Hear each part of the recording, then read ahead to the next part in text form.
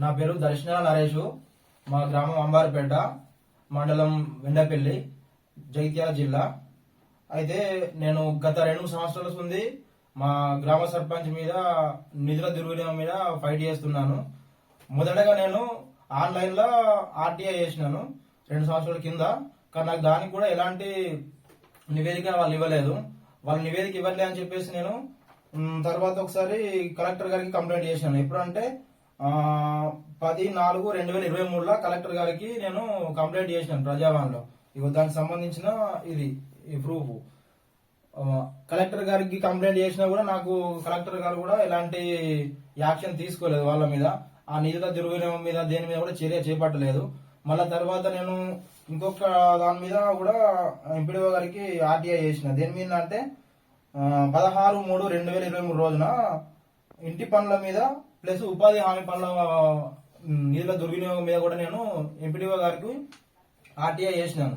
దానికి సంబంధించిన received copy ఇది. నాకు దీనికి కూడా ఎంపీడీఓ గారు ఎలాంటి నివేదిక ఇవ్వలేదు. మళ్ళా ఇలా ఇస్తలేదని చెప్పేసి నేను సోషల్ మీడియాలో ఒక పోస్ట్ పెట్టిన. ఇట్లా నిధులు దుర్వినియోగం అవుతుందని చెప్పేసి పోస్ట్ పెడితే మా గ్రామ సర్పంచ్ భర్త దుర్గం తిరుపతి నా మీద అక్రమంగా అధికార అండదండలతో, మదబలంతో, డబ్బు బలంతో అప్పుడున్న ఒక మంత్రి అండదండలతో వెల్గటూరు పోలీస్ స్టేషన్ లో నా మీద కేసు బనాయించినారు. 2023 10వ నెల 16వ తారీఖున అది కేసు బనాయించి నన్ను నిన్న స్టేషన్ కు పిలిచి పలు సెక్షన్ల కింద నా మీద కేసు చేసి నాకు స్టేషన్ పేరు ఇచ్చినారు. ఈ ప్రజాస్వామ్యంలో క్వశ్చన్ చేయడమే పాపం అవుతుంది. ఎంత చదువుకున్నా గానీ నాయకుడు చేసే అవినీతిని చూసుకుంటూ ఉండాలి తప్ప క్వశ్చన్ చేయొద్దు. క్వశ్చన్ చేస్తే అక్రమ అరెస్టులు, అక్రమ కేసులు అవుతున్నాయి. ఇంత చదువుకొని వేస్టే అవుతుంది. గ్రామాలలో అసలు క్వశ్చనే చేయొద్దట. నేను పోలీస్ స్టేషన్ పోతే పోలీసు వాళ్ళు చెప్తారు, ప్రజలకు తెలుసు కదా అవన్నీ, నువ్వెందుకు క్వశ్చన్ చేస్తావని చెప్పేసి వాళ్ళు ఉల్టా నన్ను క్వశ్చన్ చేస్తున్నారు. మీరు చదువుకునే పోలీసులు అయ్యారా లేకపోతే ఎట్లా పోలీసులు అని చెప్పేసి నేను ఉల్టా వాళ్ళని క్వశ్చన్ చేసిన. ఇక నా మీద ఎట్టి చేసి అయితే కేసు అయితే అయింది.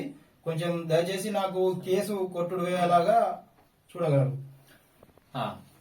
నా పేరు నిమ్మ భరత్. నేను social worker and Shantiniketan education trust founder Karimnagar. నాకు ఈ తమ్ముడు ఈరోజు ఉదయం నాకు కాల్ చేశాడు. అన్న గిరి పరిస్థితి, నేను ఆర్టీఐ కోసం దరఖాస్తు, ఒక గ్రామ పంచాయతీ నిధులు దుర్వినియోగం అవుతున్నాయని చెప్పేసి నేను క్వశ్చన్ వేయడం జరిగింది.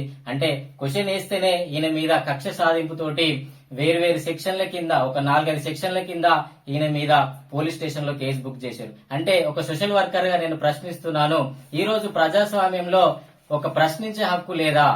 ప్రజాస్వామ్యంలో ప్రశ్నించే హక్కు లేదా? మరి ఇదేంటిది బ్రిటిష్ పాలననా? మరి ఎందుకు గత ప్రభుత్వంలో ఉన్నటువంటి ఒక మంత్రి అండదండలతోటి ఆ సర్పంచ్ యొక్క భర్త ఇతని మీద కేసులు పెట్టిండు. ఇతను పీజీ స్టూడెంట్స్, భవిష్యత్తులో గవర్నమెంట్ ఉద్యోగాలకు రాసుకునే ఒక వ్యక్తి. మరి ఈయన మీద కేసులు ఉంటే ఈయన భవిష్యత్తు ఏమైపోవాలి? అంటే అడగద్దా? ప్రశ్నించే హక్కు లేదా? అంటే ప్రజాస్వామ్యం కాదా? అంటే ప్రజల కోసం ఎన్నుకున్న ప్రభుత్వాలు కాదా ఇవి? ఇప్పుడు నేను ఈ యొక్క విషయాన్ని మొత్తం నేను ఫిర్యాదు చేస్తున్నా. ఎవరికంటే హెచ్ఆర్సీ హ్యూమన్ రైట్స్ కమిషన్ కి నేను ఇప్పుడు ఫిర్యాదు చేస్తున్నాను. ఇది ఓరల్ కంప్లైంట్ మాత్రమే. దీన్ని మళ్ళీ స్పీడ్ పోస్ట్ ద్వారా హైదరాబాద్ కి నేను ఇప్పుడు దీన్ని పంపిస్తున్నాను. మరి దీనికి బాధ్యులు గత ప్రభుత్వం బాధ్యత వహిస్తుందా, లేకపోతే సంబంధిత కలెక్టర్ గారా, ఎంపీడీఓ గారా, లేకపోతే ఈయన మీద అక్రమంగా కేసులు పెట్టించిన వెల్గటూరు ఎస్ఐ గారు మరి దీనికి బాధ్యత వహిస్తారా? ఎవరు బాధ్యత వహిస్తారో తెలియాలి. ముఖ్యంగా ప్రజలారా, నేను మిమ్మల్ని ఒక్కటే వేడుకుంటున్నాను, ఈ విషయంపై మీరు కామెంట్ చేయండి, షేర్ చేయండి. ఇది HRC Hyderabad human rights commission వాళ్ళ దృష్టికి వెళ్లేలాగున మొత్తం ఈ యొక్క వీడియోని మీరు షేర్ చేయాలి. మరి ఈ ప్రజాస్వామ్యంలో కోటికి ఒక్కరిద్దరు మాత్రమే ఎక్కడైనా అన్యాయం జరిగితే మాట్లాడే వాళ్ళు ఉన్నారు ఈ రోజులలో. మరి అలాంటి వాళ్ళని ఈ విధంగా కేసులు పెట్టి బెదిరించి కొడతామని, చంపుతామని కూడా ఈయనను బెదిరిస్తూ ఉన్నారు. మరి ఇక్కడ నా ఫోన్ నెంబర్ ఇస్తున్నాను. మీరు ఏం బెదిరిస్తారు, ఏం చేస్తారు ఇప్పుడు ఒకసారి మరి ఈయనకి ఏం న్యాయం చేస్తారో ఇప్పుడు ప్రభుత్వం చూసుకోవాలి. తర్వాత హెచ్ఆర్సీ వాళ్ళు దీని మీద చర్య తీసుకొని సుమోటోగా దీన్ని కేసు తీసుకొని ఈయనకు న్యాయం చేయాల్సిందిగా కోరుతున్నాను. దయచేసి ప్రజలారా, దీన్ని ఫేస్బుక్, ట్విట్టర్, వాట్సాప్ అన్ని గ్రూపులలో దీన్ని షేర్ చేసి అక్కడికి రీచ్ అయ్యేలాగా చేయవలసిందని నా యొక్క మనవి. నేను Nimma Bharat, social worker, Karimnagar, Shantiniketan education trust founder. Thank you.